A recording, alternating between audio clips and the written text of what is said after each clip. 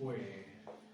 Vale, pues voy a presentaros, tengo el honor y el placer de presentaros el libro El llanto del demiurgo, del poeta Ramiro Rosón, que es un libro que me ha sorprendido por su calidad.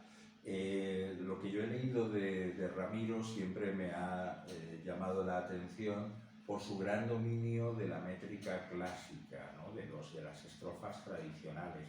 En este libro, titulado El llanto del demiurgo, como os decíamos, publicado por Ediciones del Genal, hace un uso excelente de estas estrofas, entre ellas la silva, el soneto, la décima, la lira, y una de las que me ha sorprendido muy especialmente y me ha gustado mucho es la sextina, un poema, un largo poema, una larga composición provenzal, característica de los trovadores, ¿no?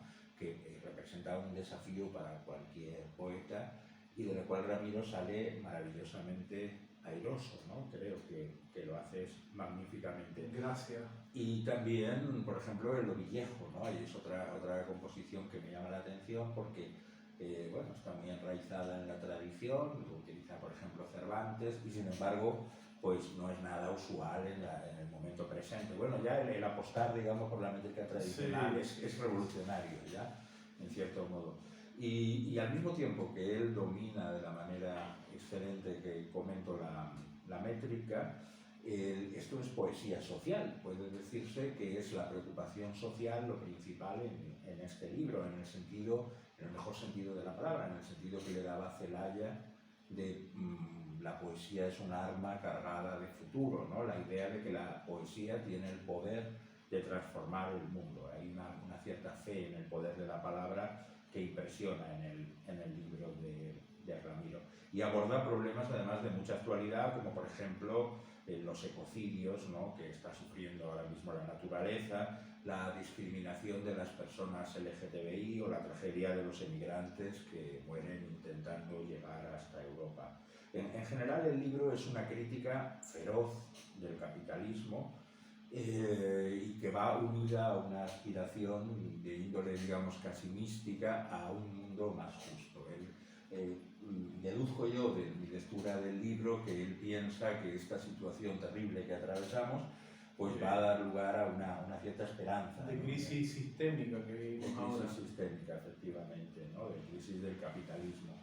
El libro tiene dos partes y las dos partes son bastante diferentes. La primera se titula Preguntas en la noche y la segunda Estado de alarma. Por decirlo de alguna manera, la primera es más personal y la segunda es más social, quizá podríamos decir simplificando mucho. Sí. En la primera está impregnada de misticismo romántico, tiene mucho que ver. El romanticismo es una de las cosas que menciona el prologuista del libro, Francisco Fortuny, que hace una introducción excelente. Y en estos poemas el yo lírico dialoga con una entidad sobrenatural que a veces es el demiurgo, el creador, ¿no? Como el demiurgo platónico, ¿no? El que ha creado el mundo, aunque quizá de una manera un poco chapucera, ¿no? podemos decir. Y otras veces invoca a Abadón, el ángel destructor, ¿no? Y le dice, ven Abadón, acaba ya con esta situación. Toda esta panoplia de males. Eso es, efectivamente. También es muy interesante el recurso en esta primera parte a los arcanos mayores del tarot, ¿no? Como símbolos también de este renacimiento, esta transformación que el mundo debe experimentar, ¿no? El arcano de la torre, el de la muerte, el del ermitaño, ¿no? ¿Cuál es el otro que hay? ¿Hay cuatro? Sí, no, bueno, sí, son tres, la muerte, la torre y el ermitaño. Sí. Pocos símbolos de introspección, muerte y regeneración. De alguna forma es como que le echas tú las cartas al mundo, ¿no? Al universo, ¿no?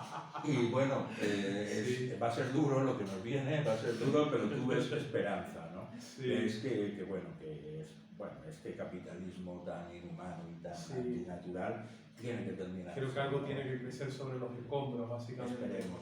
y que sea algo mejor, ¿no? Sí. Y en esta primera parte además hay algo muy, muy interesante, que son los dos poemas épicos en miniatura, digamos. Bueno, en miniatura son extensos, pero quiero decir en comparación con otros poemas épicos, claro, de la tradición, y para los que utilizas la métrica, la octava real, ¿no? Que es la estrofa característica de la poesía épica, ya clásica, o sea, quiero decir, renacentista, como por ejemplo Ariosto o el Orlando Furioso, exacto, y todo. Exacto. O sea, de alguna manera resucitas un poco esta estrofa, ¿no? La primera tiene como tema el viaje al espacio del primer cosmonauta, de Yuri Gagarin, ¿no? Es un poema épico, digamos. Él es como el símbolo de los logros que el ser humano es capaz de conseguir a pesar de todas sus miserias. El segundo tiene un carácter un poco más místico, ¿no? Es un viaje cósmico, pero es al mismo tiempo una indagación sobre el destino de la humanidad, y le concedes un papel además muy, muy importante al amor, ¿no? Sí, exacto. En la diosa fenicia Astarte, ¿no? Sí, muy interesantes ambos poemas. Y yendo ya a la segunda parte, que se titula Estado de alarma, ya el título es muy significativo, ¿no? Digamos que el discurso deja un poco de lado esa dimensión romántica, simbolista, ¿no? Y aborda mucho más directamente la actualidad, ¿no? Entonces, por supuesto, el tema fundamental es la crítica del capitalismo destructivo de nuestra época, pero además hay, hay ataques contra el patrioterismo, contra la ignorancia, contra la injusticia social. Algunos bastante virulentos. Sí, efectivamente. En algunos haces gala de tu vena satírica, ¿no? Por ejemplo, el que dedicas a los Cayetanos, que es muy divertido, ¿no? Y en otros son ataques muy vehementes, por ejemplo, contra la tauromaquia, ¿no? Es un poema realmente duro, o contra la homofobia, lo que decíamos antes, ¿no? O sea, eso sí son temas, digamos, acuciantes, ¿no? Muy actuales. Es muy interesante también, hay otro, al final, no es el último, pero está ya cerca del final y es muy extenso, que se titula Rodrigo el Mercenario, y es una especie de deconstrucción del Cid, ¿no? Que en nuestro imaginario siempre ha sido el héroe, y aquí pues aparece caracterizado burlescamente, ¿no? Pues como lo que fue en realidad. Probablemente tiene mucho más que ver con el personaje histórico, el retrato que tú haces, que lo que nos cuenta el Cantar de Minocid. Que de hecho, pues una lectura de otras fuentes alternativas al Cantar de Minocid, como la Crónica Roderici, te demuestra un personaje que no tiene nada que ver con el caballero cristiano del Cantar, un tipo que, bueno, luchó para reinos musulmanes, luchó para reinos cristianos después, digamos que un tipo que se vendió un poco al mejor postor. Sí, un mercenario. Sí, como nada de poema, ningún idealista. No, como quiere pintar el poema. Sí, reconozco que también ese poema en particular es un pequeño desquite, porque a mí en el instituto me obligaron a leerme todo el poema de Cid en la versión de castellano viejo, y no me gustó nada el poema de Cid, así como me encantaban Lope y Calderón y Góngora y Quevedo, no me gustó nada el poema de Cid. Sí, se nota. Precisamente porque quizá ya en aquel momento percibía la trampa del cantar, en ese sentido, la idealización de un personaje que... Aquí lo pones a caldo al pobre Rodrigo. Y luego, bueno, también es curioso eso, me parece muy interesante, claro, el tratamiento burlesco que le das al Cid, y sin embargo Gagarin sí lo ves como el héroe, ¿no? Claro. O sea, que sí que es digno de ese poema épico y de esa condición de héroe. Eso es muy interesante, claro, porque, digamos, desarbolas ese concepto del héroe más clásico y vas a otro concepto del héroe. Claro, más moderno, más cercano a la... Y más humano. Sí, también, más humano también, sí. porque Gagarin, pues digamos que tiene el mérito de enfrentarse a lo desconocido, a la frontera última del espacio, y de alguna manera no es un héroe de guerra. Sí, es un por héroe de la supuesto, exploración, básicamente. Eso es. Que son los que más me interesan. Y de toda la humanidad, tampoco Sí, de, sí, de sí. un país, aunque Claro, que fuera soviético, pero ahí en ese momento sí, está encarnando un poco a toda la humanidad, ¿no? El empeño de la conquista. Efectivamente, eso es lo que yo quería resaltar en el poema. Y luego hay uno también, que sí, así es el último del libro, que es el de Tercera Alianza, muy interesante también.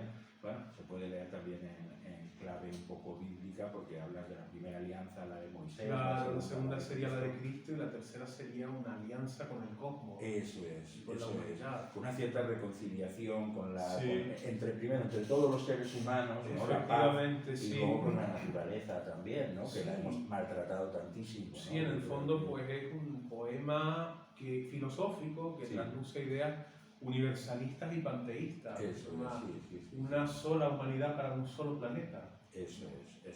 Sí, eso es un motivo frecuentísimo a lo largo del libro. Yo creo que se informa un poco toda la estructura del libro, ese sentimiento profundamente humanista, ¿no? Y pacifista y feminista y muchas más cosas, ¿no? Y ecologista, ¿no? Yo creo que eso está todo ahí. Es un libro que a mí me ha sorprendido, ya para ir resumiendo y para que puedas leer alguno de los poemas y deleitarnos. Es un libro valiente, por lo que tiene de ir contracorriente, ¿no? De fusionar por un lado la tradición, lo que hemos dicho de la métrica y luego la actualidad, incluso por ejemplo la introducción del lenguaje científico, que me parece muy interesante, con términos de la biología o términos de la física o de la astronomía. Eso me parece muy valiente, ¿no? Porque, además a mí me gusta porque crea un extrañamiento. Si tú encuentres eso, un soneto, un cuarteto rimado de repente que te hable del genoma, que te hable del cromosoma. Es como darle una vuelta de tuerca. Sí, efectivamente. Y además es que yo creo que si uno cree, como tú crees, en la poesía como una manera de entender el mundo, ¿no? No se puede relegar ningún aspecto, ¿no? Para nada. En algún momento citas, ahora no recuerdo, ahora de memoria igual me lo estoy inventando, pero citas aquella frase de Terencio en algún momento, lo de que nada de lo humano me es ajeno, ¿o no? Me parece que ahí no. Probablemente no, pues eso me lo he imaginado. Aunque bueno, yo la tengo en Facebook. A lo mejor será que la viste. Pero de todas maneras, y también porque es que en el libro se observa, o sea, que es eso lo que digo, la mirada profundamente humanista, ¿no? Entonces a mí, pues destacar de este libro, antes de dar paso a Ramiro ya que nos lea los poemas que él crea oportunos, a mí me parece sobre todo muy de destacar el compromiso que el autor tiene. Es un doble compromiso, digamos, por un lado con la belleza, no desmaya nunca en este libro la belleza, y por otro lado también con la justicia, ¿no? O sea que las dos cosas en el fondo van unidas, ¿no? Hay que alcanzarlas juntas. Un ideal de justicia real, además, ¿no? Una justicia basada en el legalismo, en el cumplimiento de las normas, sino en la equidad. Y en la fraternidad, bueno, yo no tengo ya nada más que decir, así que cuando quieras, vamos. Pues yo te agradezco mucho esta presentación que me has hecho, la verdad que te has leído el libro en profundidad y yo te lo agradezco mucho. Y bueno, voy a leerles una pequeña selección de los poemas del libro, que espero sean de su agrado.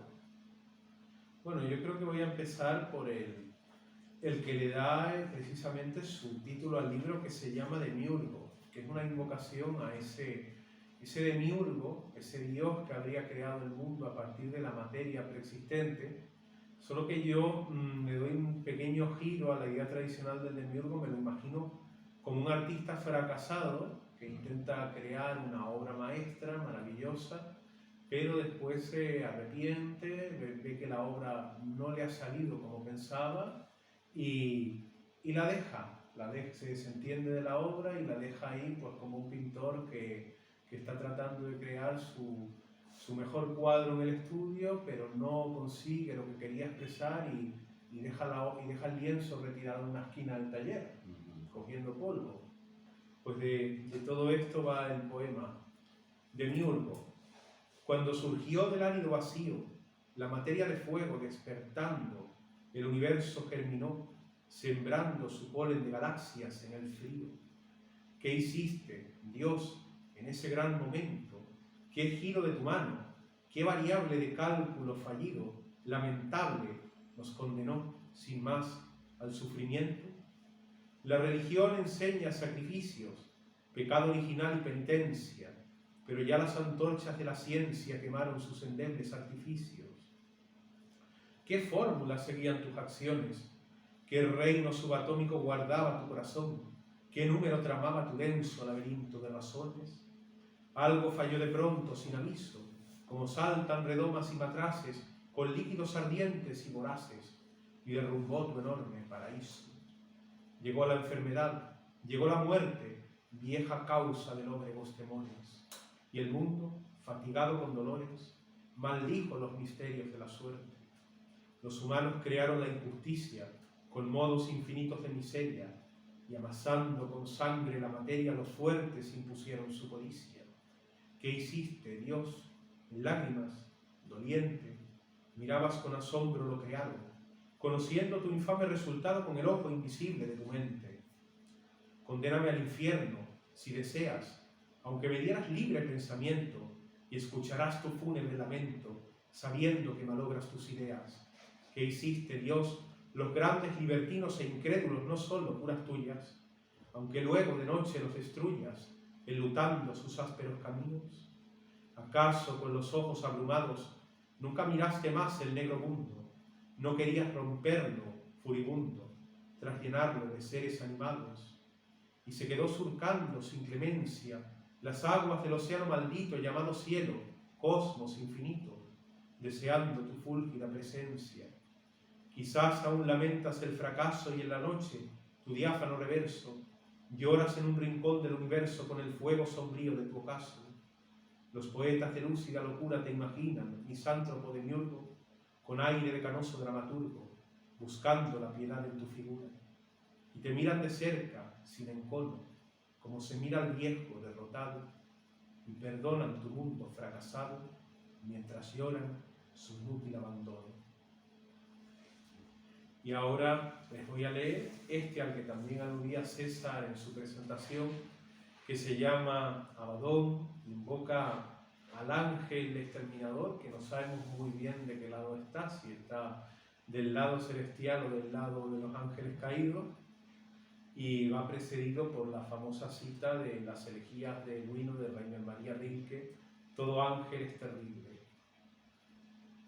Abadón, los monjes de las eras tenebrosas te supusieron ángel o demonio, pues en ti se reúnen poderosas oscuridad y luz en matrimonio. ¿Quién sabe de tu origen? Cielo y tierra guardan secreto, nadie sabe nada. Pero tu imagen, Abadón, encierra la insondable justicia de tu espada. Ven, Abadón, tu nombre es un abismo de las profundidades más oscuras, donde razona Dios consigo mismo, donde Satán asedia las alturas. Ven, Abadón, tus ojos no perdonan si lanzan meteoros de basalto, si las torres gemelas implosionan hasta la sorda tumba del asfalto. Ven, Abadón, oscuro vaticinio con señales de fúnebres clamores, y confirma tu agónico dominio sobre toda mi raza de traidores. Ven, Abadón, arrasa a los mortales con la furia de todos los venenos, por el deseo de los criminales y el infame silencio de los buenos. Ven, Abadón, de súbito, y descarga tu enjambre de langostas relucientes, devorando la carne más amarga, la humanidad, abrigo de serpientes. Ven, Abadón, incendia los volcanes, derramando su vómito malsano, y en vórtice de negros huracanes, agita rascacielos en tu mano. Por el fuego de reyes cazadores, por los dioses de inútil moralina, por miles de cofrades inversores, devotos de la Virgen cocaína, por la fe de los números bancarios, por la sombra cercana de la guerra, por las orgías de los empresarios, malditos violadores de la tierra, por millones de tumbas y de balas, por el llanto y la sangre de la historia. Ven, Abadón, con llameantes alas, y que las ruinas hablen de tu gloria. Deja tus hondas cumbres infernales y tu grave silencio de ultratumba. Yo tejeré canciones abismales mientras el mundo inerme se derrumba. Pero si no los dejas, en el viento se quedará flotando mi plegaria, como ladran su huérfano lamento los perros en la noche solitaria. Caminaré silente y desolado, mientras la humanidad, en su locura, ejerce de verdugo y condenado, pariendo su inhumana desventura. Bueno, ahora voy a leerle uno dedicado a Eva, donde se funde el mito bíblico de Eva, la primera mujer con la que los científicos han dado en llamar la Eva mitocondrial, que sería pues una mujer prehistórica, nacida en un momento en que la especie humana atravesaba un cuello de botella, donde se había reducido drásticamente la población, cuando todavía no habíamos salido del África Oriental, y que, bueno, toda la población mundial posee las mitocondrias que derivan de esa primera ancestra. Y dice así: Eva. Yo soy Eva, la sombra del misterio, la pura fuente de la vida humana. Las tablillas grabadas en sumerio me imaginaron como diosa arcana. Yo pisé los abismos de lo humano, descubriendo jardines y serpientes. Adán y yo caímos de la mano, pues éramos iguales e inocentes. Nunca fui la costilla de mi esposo, como dijeron mitos ancestrales. Un origen profundo y azaroso callaban mis honduras maternales. Adán halló la cueva luminosa dentro de mí, guardándose del frío, y en la noche perdida y misteriosa conjugué su deseo con el mío. Cargué las mitocondrias en mi seno, para todas las hijas de la historia, como la fuerza indómita del trueno sacude retumbando la memoria. De mí provienen todas las humanas como ríos de fértiles caudales. Niñas, adultas, jóvenes, ancianas, brotaron de mis genes primordiales. Mi padre quiso darme su cadena, tornándome a esclava sometida, pero yo, revocando mi condena, me libré con furia contenida. Me tacharon de infame pecadora que inventa sin descanso rebeliones, y en el pubis ardiente de la aurora disfracé mis antiguas lunaciones. Bajo la forma del eterno Padre, los hombres impusieron su reinado, y el amoroso culto de la Madre quedó sin más en sombras enterrado. En el caos oliente de la guerra me violaron cobardes malhechores, y así, dejando surcos en la tierra, me sembraron de culpas y temores. Pero guardé saberes primordiales al despecho de crímenes e insultos, en juegos, en canciones, en rituales, en matrices de símbolos ocultos. Yo soy la joven Isis descubierta, sin máscara ni manto, soy la guía que desnuda misterios en la puerta solemne de la gran sabiduría. Yo soy la emperatriz iluminada, la papisa de tiara fulgurante, soy la justicia firme con su espada y el mundo con su naya de volante. Yo soy, al cabo, todas las mujeres, las hermanas que siguen mi camino, pues ejercen los diáfanos poderes que surgen del eterno femenino. Porque si Adán es nada, yo soy ave que nace de su incógnito reverso, yo le descubro con dorada llave la forma de este grácil universo. Bueno, a ver cómo seguimos por aquí. Yo creo que podríamos leer a lo mejor el Peregrino Cósmico como ejemplo de poema en octavas reales. A mí es un poema que me gusta particularmente dentro del libro y bueno, de alguna manera también es el resumen de mi visión del ser humano y del cosmos. Y dice así: El peregrino cósmico. Yo viajo sin descanso, dentro o fuera de mí, surcando un infinito cielo. Desde mi nave, cáscara ligera donde paso mi onírico desvelo. Cuando miro de cerca la frontera de los mundos, el ascua de mi vuelo sacude los desiertos insonoros e imita sus veloces meteoros. No sigo las audaces cantinelas de quienes van camino de su gloria. No deseo medallas ni cartelas grabadas en el eco de la historia. No dejo nada más que mis estelas de bruma con su pálida memoria de tiempos luminosos que florecen y luego tras de mí desaparecen. Como lejanos cantos de ballenas estremecen las aguas oceánicas y las espumas baten las arenas en islas misteriosas y volcánicas, y Satán, agitando sus cadenas en la sombra, maldice las tiránicas leyes del mundo. Mi canción se pierde, sin que ningún fantasma la recuerde. Yo busco la inmortal sabiduría, los umbrales del nítido misterio, cuando sigo mi arcana travesía, pero la noche, con su grave imperio, se burla de mi frágil osadía, mostrándome su largo cementerio, donde miles de estrellas, enterradas, encubren sus antorchas apagadas. El espacio persigue lo infinito, consecuencias de números armónicos. Yo persigo sus formas y medito, surcando con mi vuelo sus agónicos mares, y al fin, desesperado, grito sobre sus monumentos faraónicos.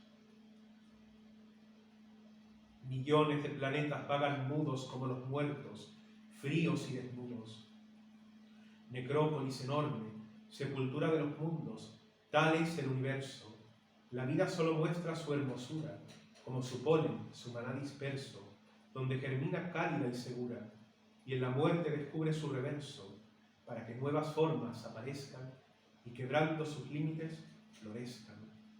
De nada servirá que yo camine las estancias del ancho mausoleo, buscando la verdad, y peregrine sin que jamás alcance mi deseo, y entonces mi cordura desatine, persiguiendo la magia de Proteo, si la grama cubierta de rocío vale más que el diamante, duro y frío.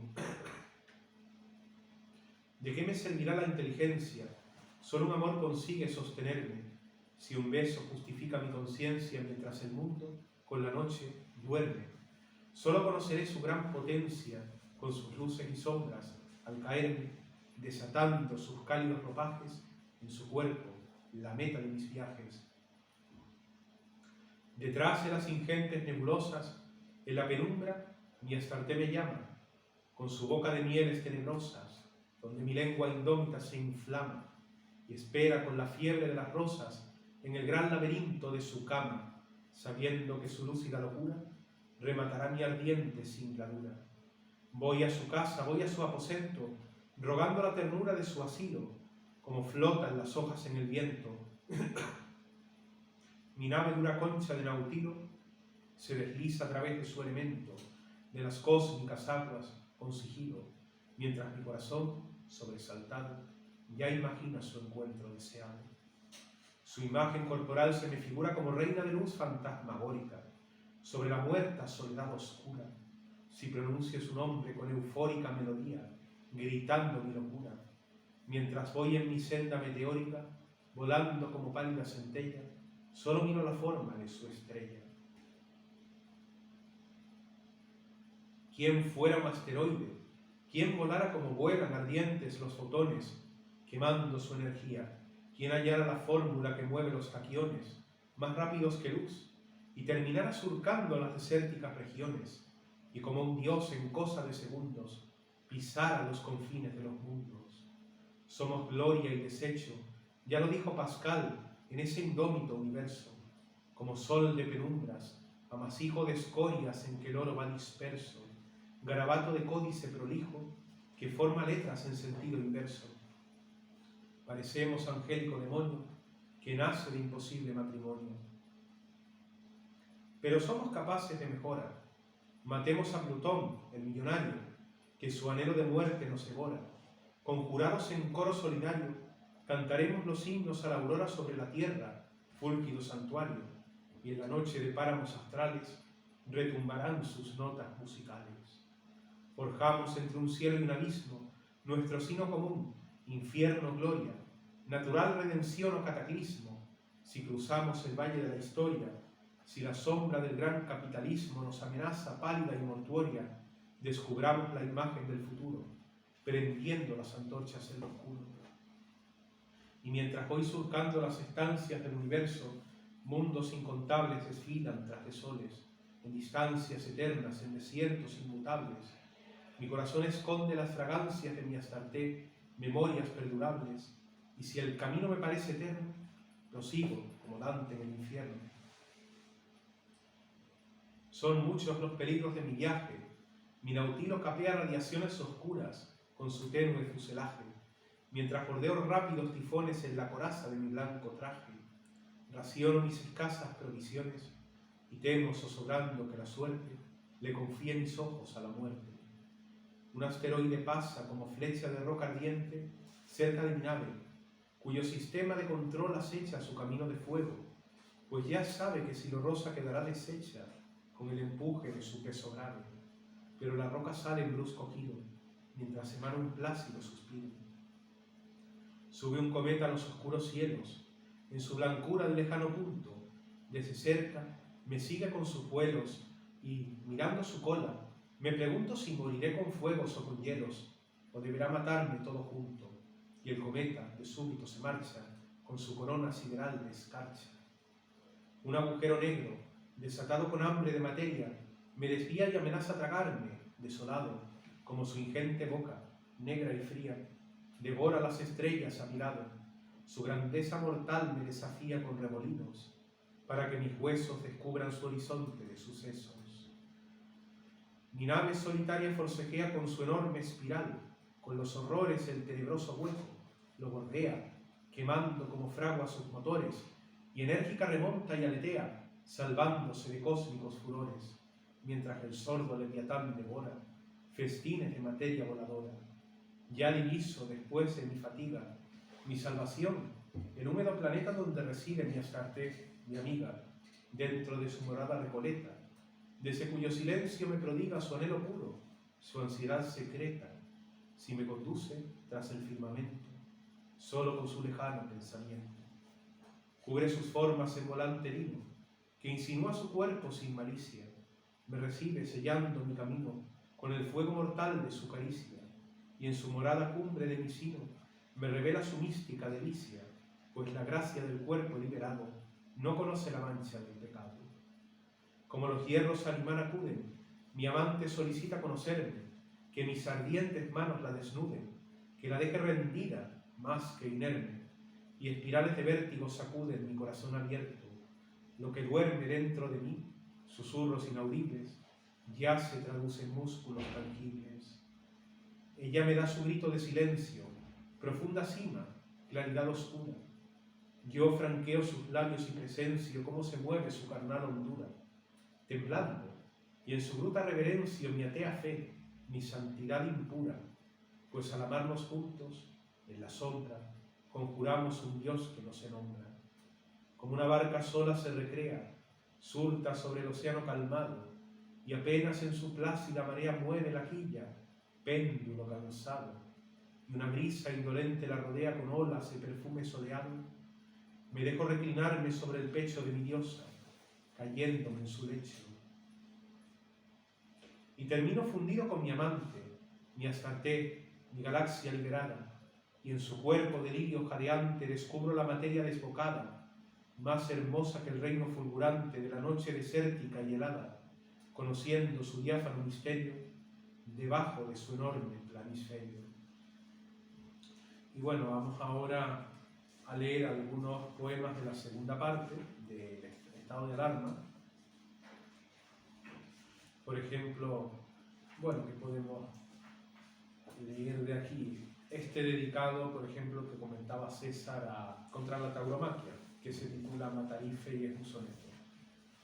Matarife, la tarde mansa llora, cuando vierte su rocío de sangre torturada, si un torero, lanzando su estocada, profana al toro con salvaje muerte. Los idiotas jalean cada suerte mirando la criatura lastimada, que ensaya su legítima cornada, vengadora pasión del menos fuerte.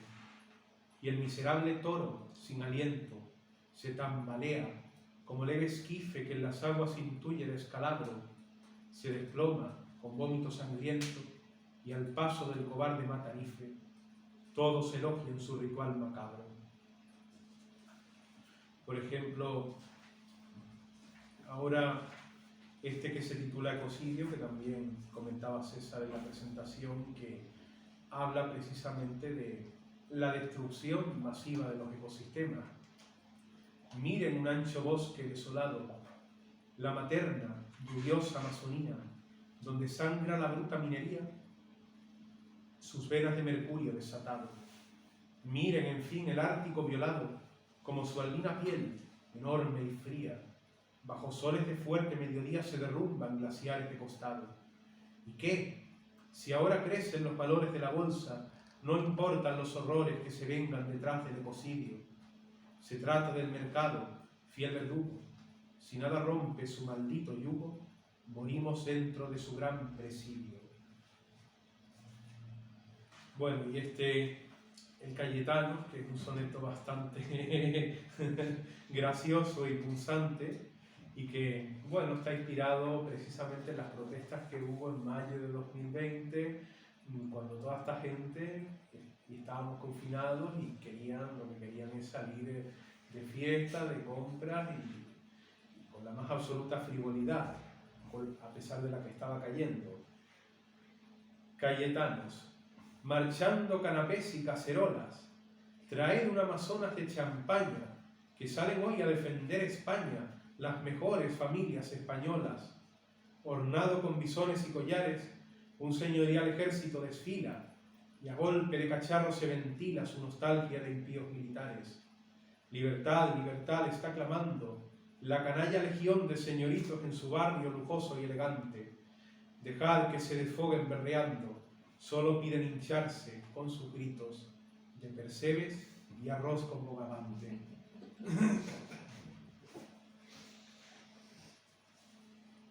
Y bueno, yo creo que ya para ir terminando, podemos leer el Rodrigo el Mercenario, que también lo hemos comentado anteriormente, que en efecto pues es una fábula burlesca, un poema donde se construye y se desmitifica el Cid, que empieza con una invocación a Momo.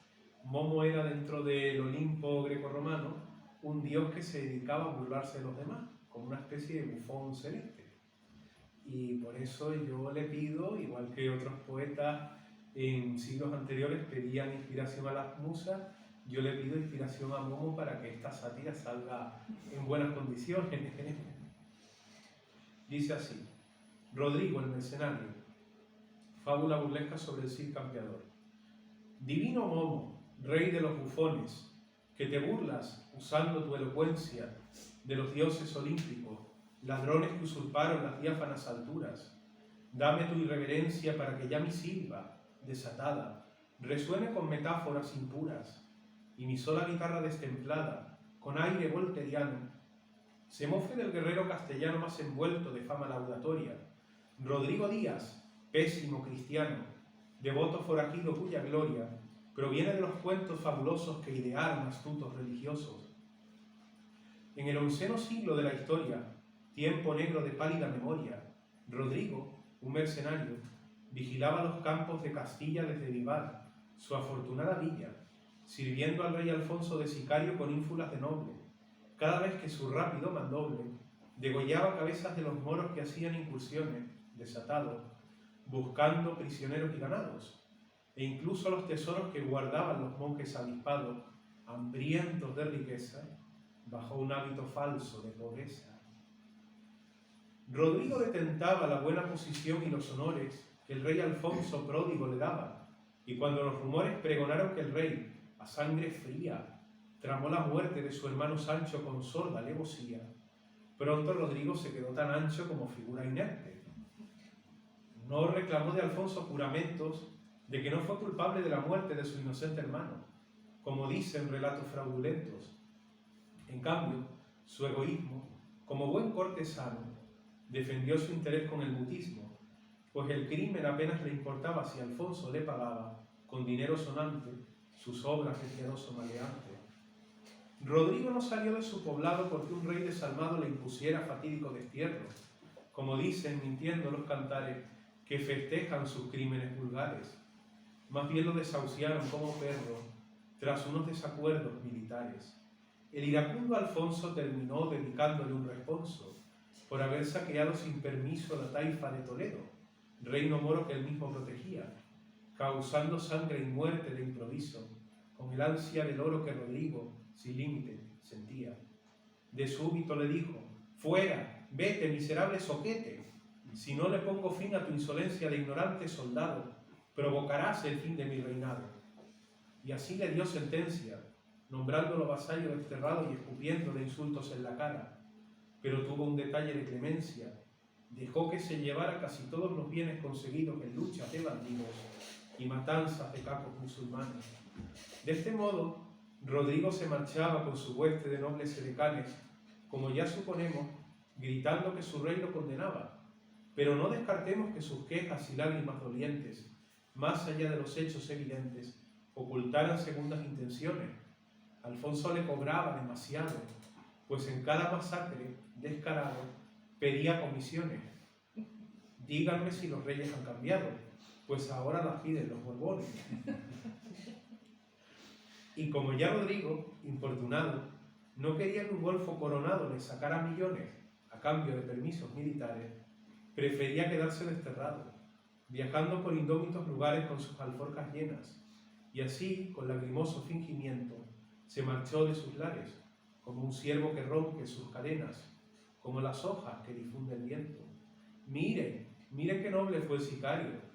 Con mentirosas lágrimas y penas, desertó de sus pagos habituales, y en traje de guerrero solitario, buscaba, con astucia de empresario, paraísos fiscales donde no tributaran sus caudales. Cruzaba las indómitas llanuras, parándose de noche solamente, y urdía nuevos planes con su gente deseosa de locas aventuras. Aunque dejara Burgos fulminado, no quiso darse por amortizado y en su vagabundeo, buscando quien le diera algún empleo, solicitó sin más entrevistarse con Al-Muqtadi, musulmán tirano que ejercía de rey zaragozano, para ver si podía granjearse la confianza del moro y algún botín de su real tesoro. Poco después, un día, se vieron ambas partes en la bien decorada aljafería, sitio del trono, casa de las artes, y el rey mahometano se tapó la nariz con una mano para no desplomarse del mareo, pues olía tan fétido Rodrigo, dado su mal aseo, que sabía matar a su enemigo sin espada ni hueste, venciendo con el arma de su peste. Sonrojado y confuso, con hambre de tesoro, Rodrigo se propuso de esta manera: yo te sirvo, moro, si me pagas en oro la merced que deseo con holgura. Tu fortaleza quedará segura, con mi hueste de fieros delincuentes, y no verás cristiano que invada tu dominio soberano, con armas o legiones insolentes.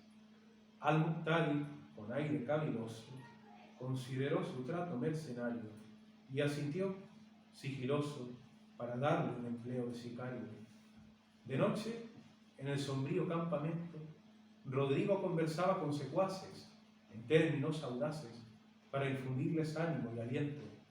Yo comeré de lo que el moro caga, y si es moro quien me paga monedas relucientes, y si la musulmana tiranía me solicita hacer apostasía, siguiendo la costumbre de su gente, me pondré vestidura sarracena y afirmaré su credo sin espanto. Más vale impío de barriga llena que famélico santo. Y algún soldado, no sé quién, le dijo: tenéis razón de sobra, pues aquí nadie come si no cobra. Si mi estómago siente el retortijo del hambre, yo prefiero que mis penas acaben con dinero y Al-Muqtadi me tome de soldado, con su real tesoro, que morirme sin pan, desesperado, para salvar mi póstumo decoro. Los demás sintieron, y desde aquella noche defendieron las murallas del rey zaragozano, como si fuera noble castellano. Mantuvieron sus armas y corceles con dinero de infieles, hasta que de regiones africanas vinieron almorávides, trayendo sus piadosas costumbres musulmanas. El nuevo rey, Al-Mutamán, temiendo las iras de su ejército piadoso, canceló sus acuerdos con Rodrigo, y entonces, malicioso, lo despidió sin más al desabrigo del infinito yermo solitario. Pero luego surgió la triste fama del Cid, el poderoso mercenario, con el soberbio drama que inventaron los monjes araganes, cuya historia no cuenta sus trabajos en reinos musulmanes, y lo demás, de golpe, se lo inventa, deformando las cosas entre fabulaciones prodigiosas. Aunque no solamente fabularon sus méritos en hechos militares, también se imaginaron algunos de sus datos familiares, para vestirlo con hermoso manto de general y santo, de gran cabeza, de familia buena. De este modo, Rodrigo parecía con su esposa Jimena modelo de virtudes fulgurantes, aunque de vez en cuando se perdía con algunas amantes, dándose gusto un rato, mientras ella, piadosa, no dormía, cuidándole su fama de beato, pensando que el marido luchaba a solas contra algún bandido. Muchos historiadores hispánicos omiten sus amores, pero si el Cid andaba siempre fuera de su casa, con bélicas labores, pronto se buscaría su ramera pagando sus favores para su lecho frío y solitario, que un rico mercenario, si no toma las órdenes mayores, al fin acabará de libertino, tomando la costumbre del gorrino. Como fiero soldado, Rodrigo soportaba de mal grado que los reyes pusieran condiciones para sus fechorías e incursiones, y en destierro segundo se marchó de Castilla, vagabundo, perdiendo su fortuna y sus honores. Harto de vasallajes, no quiso más reales cobradores, y después de matanzas y pillajes, en Valencia mostró su poderío, conformando su propio señorío con vasallos leales, dotándolo de corte y de gobierno, y al fin murió de causas naturales en su almenado fuerte. ¿Quién sabe si las penas del infierno queman aún su carne pecadora? Poco después de su llorada muerte, bajo los grandes palios de la aurora, según dicen leyendas, hiladas en piadosas componendas, los moros atacaron Valencia con airada tropelía, y en cosa de minutos la sitiaron, pues la cristiana gente no sabía defenderse en el campo sin Rodrigo. Pero los valencianos pasearon con gran desenvoltura, para asombro del árabe enemigo, a su difunto Cid en armadura, tieso como su espada, como carne de momia disecada.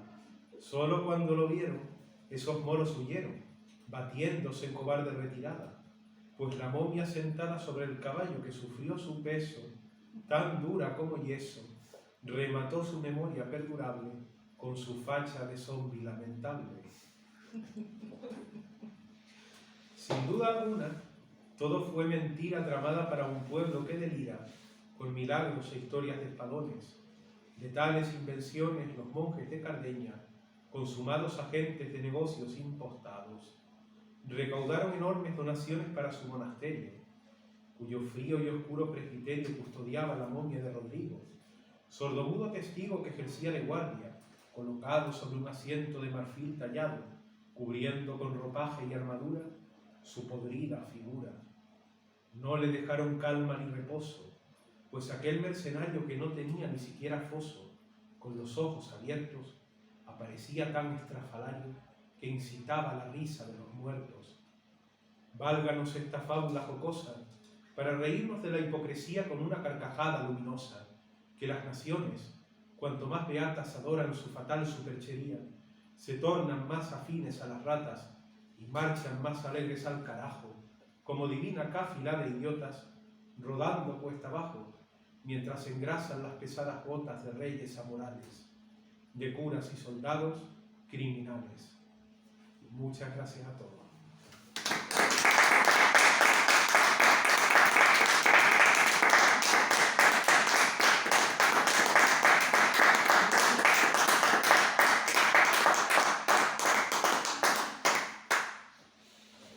Y ahora, bueno, no sé si alguien tiene alguna pregunta. Sí, a mí me gustaría hacerte una. Sí. El por qué elegiste este método de poesía clásica, digamos, no solo en la temática, aunque como hablabais antes, luego en una temática clásica meten unos formulismos modernos, Sí, digamos, sí, sí. Provocando, como decías, un extrañamiento. Eso se ve muy a menudo. Pero ya me refiero no solo en eso, sino en elegir pues la silba, la octava real. En el soneto se usa más, pero las otras no tanto. Y en cuanto a métrica y rima, ¿fue algún reto o fue Pues que te apeteció simplemente? Fue una mezcla de reto y de capricho también, porque el director de la colección Heteropoiesis, Curro Fortuny, él había leído ya algunos poemas anteriores míos y me dijo: ¿y por qué no te atreves a hacer un libro con esta forma? Haz octava, haz sí, Bajás utiliza este tipo de estrofas. Y bueno, yo sí es verdad que ya había hecho con anterioridad sonetos, bueno, desde mi primer libro de poesía, Tratado de la Luz, que se publicó allá por el 2008 en Tenerife y que tiene una cantidad considerable de sonetos entre su contenido, incluso creo que hay alguna pequeña silva por ahí en ese libro primerizo. Pero bueno, yo recogí el guante del desafío que me planteó Curro y bueno, 2 años, sí, aproximadamente, desde los primeros poemas de este libro lo comencé a escribir en la primavera de 2019 y lo vine a terminar, bueno, sí, 3 años realmente, porque las últimas correcciones de este libro salieron en la primavera de 2022. Y bueno, sí, digamos que a pesar de que nace como un desafío, también yo siempre había tenido esa idea de que en algún momento me gustaría renovar todas estas formas antiguas, ver en qué medida se podrían adaptar a los temas y las inquietudes de hoy. Pues lo has conseguido. Gracias, me alegro de que así lo considere. Lo dejaste títere con cabeza. Sí, la verdad que el libro puede ser un poco implacable, pero bueno, también la mía es una generación machacada por 2 crisis económicas y en fin, en algún punto tenemos que volcar nuestro desencanto y nuestras inquietudes con el mundo tan complejo en que vivimos. Sí.